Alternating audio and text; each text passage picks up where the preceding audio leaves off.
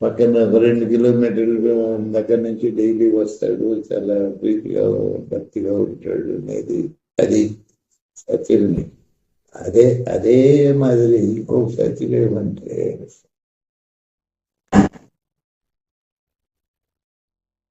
కాశీ అంటే విశ్వేశ్వరుడు లెక్క కాశీలు ఉండాయన.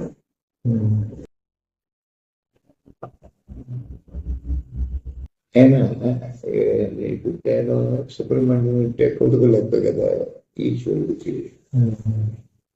కొడుకు కోసం ఈ రూపంలో వచ్చి అటెండ్ అవ్వడు. అది నిజమే. ఇది నిజమైతే అది అతను ముందే నిజం.